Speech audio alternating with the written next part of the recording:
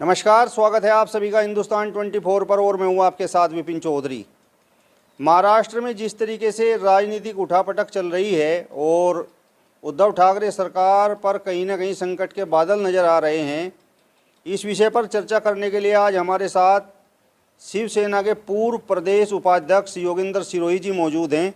योगेंद्र सिरोही जी, बहुत बहुत स्वागत करता हूँ आपका हिंदुस्तान 24 पर। धन्यवाद जी आपका। जो महाराष्ट्र में राजनीतिक उठापटक चल रही है और कहीं ना कहीं उद्धव ठाकरे सरकार पर संकट के बादल मंडरा रहे हैं, जी, तो क्या आप कारण मानते हैं? इसका कारण बीजेपी है। बीजेपी नहीं चाहती शिवसेना सत्ता में रहे। वो चाहती है कि किसी भी तरह वहाँ हमारी सत्ता स्थापित हो और शिवसेना की सत्ता यहाँ से जाए। इसका मुख्य कारण ये है और बीजेपी का ही ये सब किया धरा है। बीजेपी काफ़ी दिन से प्लान बना रही थी, इसलिए एक नाथ शिंदे को सूरत में बुलाया गया है। यदि बीजेपी का हाथ ना होता तो एक नाथ शिंदे राजस्थान भी जा सकते थे या मुंबई में बैठकर भी बात कर सकते थे। उन्हें सूरत में क्यों बुलाया गया? इसलिए बुलाया गया कि सूरत में आ जाओ, यहाँ आपका कुछ नहीं बिगड़ेगा और आप बैठकर यहाँ प्लान बनाएंगे। यह सब बीजेपी की करी धरी है और बीजेपी का ही षड्यंत्र है। एक नाथ शिंदे तो बड़ा आरोप उद्धव ठाकरे पर लगा रहे हैं और कह रहे हैं कि शिवसेना तो हिंदुत्व की बात करती थी, लेकिन उद्धव ठाकरे तो कुछ और ही राग अलाप रहे थे। नहीं, ऐसी बात नहीं है, झूठ बोलता है। अब बीजेपी का व्यक्ति है, वो आज शिवसैनिक नहीं है। जब तक वो शिवसैनिक रहा, उद्धव ठाकरे जी को और बाला साहब ठाकरे जी को अपना आदर्श मानता रहा। आज वो भाजपाई है, आज वो शिवसैनिक नहीं है। उसको पाल पोस कर शिवसेना ने बड़ा किया, किंतु वो गद्दारी कर रहा है। वो गद्दार व्यक्ति है, वो शिवसैनिक नहीं हो सकता और न शिवसेना को आदर्श मान सकता है, न भाजपा उसको बाला साहब ठाकरे को आदर्श मान सकता है। ये व्यक्ति दगाबाज है। आज शिवसेना के साथ दगा कर रहा है, सत्ता के लालच में कर रहा है। अपने आप मुख्यमंत्री तो नहीं बनेगा, किंतु शिवसेना को कमज़ोर करने वाला व्यक्ति कभी शिवसैनिक नहीं हो सकता। वो शिवसेना को कमज़ोर कर रहा है, झूठ कह रहा है कि मैं शिवसैनिक हूँ। क्या आपको लगता है कि बाल ठाकरे की जो शिवसेना थी और वो हिंदुत्व की बात करते थे, तो जो अब उद्धव ठाकरे की शिवसेना है उसमें कुछ अंतर आ गया है? नहीं, ऐसा अंतर नहीं। यदि अंतर होता तो आदित्य ठाकरे अयोध्या न आते, उद्धव ठाकरे अयोध्या न आते। अभी आदित्य ठाकरे अयोध्या का दौरा करके गए हैं। वो हिंदूवादी हैं, हिंदूवादी थे और हिंदूवादी रहेंगे, हमें विश्वास है। कुछ लोग कह रहे हैं कि कंगना रनौत का श्राप लग गया है। कंगना रनौत ने कहा था कि आज मेरा घर टूटा है, कल तुम्हारा घमंड टूटेगा। किसी देवी का श्राप लग जाता ये तो हो सकता है, किंतु एक नाचने वाली का श्राप किसी को नहीं लगेगा। वो एक नचियार औरत है, नाचने वाली औरत है, उसका किसी को श्राप नहीं लगेगा। उसका घर अवैध था इसलिए टूटा, और जब अवैध होता वरना न टूटता ना। तो कंगना रनौत के भी तार कहीं ना कहीं भाजपा से जुड़े हैं। वो भाजपाई है, भाजपा से जुड़े हैं। पहले भी उस पर जो ड्रामा करा सब बीजेपी की देन थी, और अब भी जो कर रही बीजेपी के कहने से कर रही। उसका अपना कोई जनाधार है और न कोई वो नेता है। वो सब बीजेपी का उसके पीछे हाथ है और बीजेपी उससे कहलवा रही है। भाजपा भी हिंदुत्व की बात करती है और शिवसेना भी हिंदुत्व की बात करती है, तो फिर दोनों के बीच खटास क्यों है?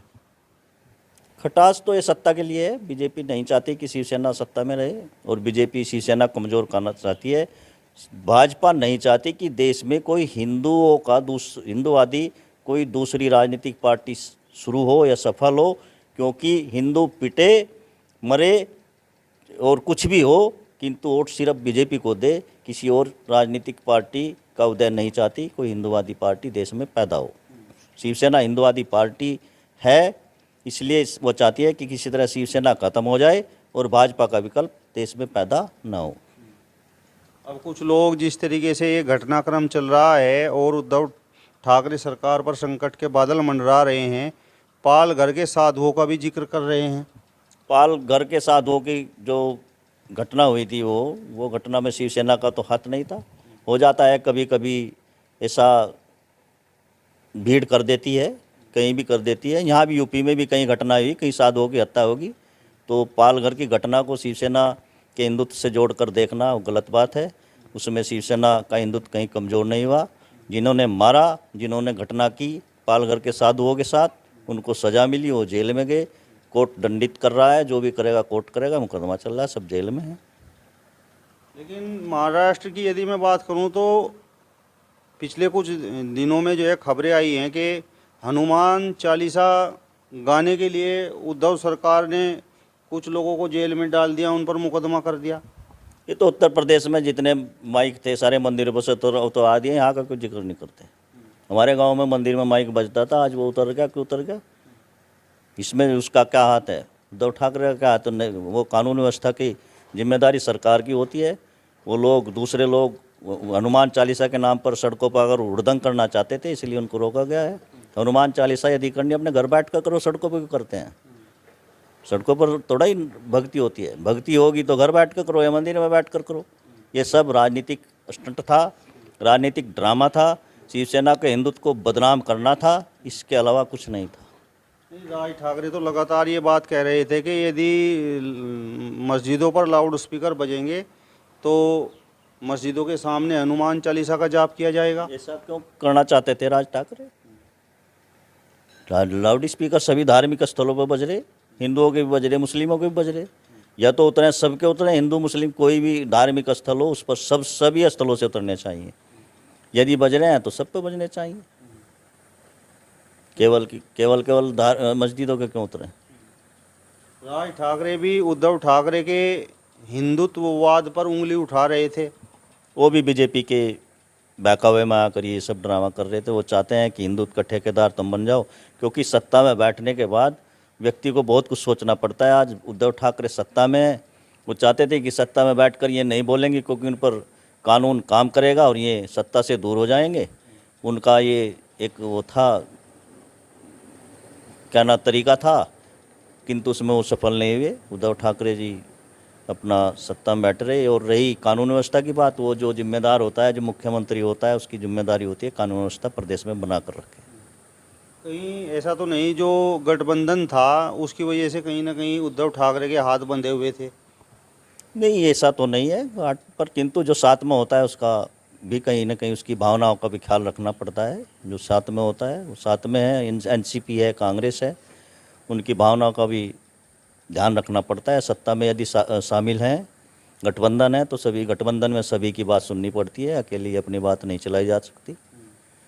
पहले भी भाजपा की गठबंधन में सत्ता चली, भाजपा में भी उसकी पीडीपी की साथ वहाँ सत्ता चलाई, किंतु वहाँ कहीं भाजपा का हिंदुवाद कमज़ोर नहीं हुआ। यदि पीडीपी के साथ सरकार चलाकर भाजपा का हिंदुत्ववाद ख़त्म नहीं होता तो कांग्रेस और एनसीपी के साथ शिवसेना की सत्ता चलकर भी हिंदुवाद खत्म नहीं होता।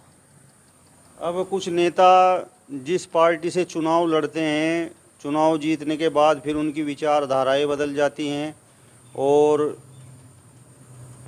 एक तरह से वो किसी और ठिए पर उड़कर बैठ जाते हैं।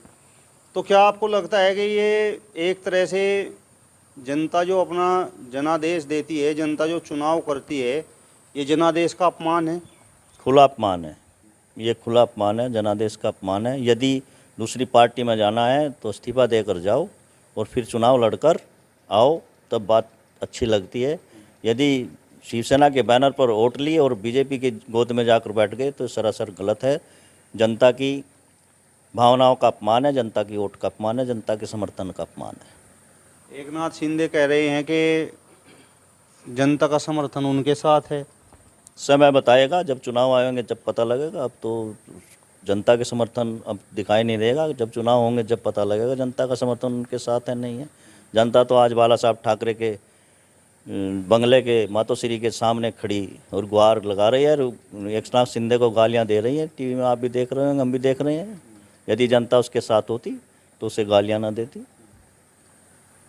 चलिए, तो आपने शिवसेना के पूर्व प्रदेश उपाध्यक्ष योगेंद्र सिरोही जी को सुना, जिन्होंने महाराष्ट्र की राजनीति पर, महाराष्ट्र के घटनाक्रम पर अपनी बेधड़क राय रखने का काम किया है।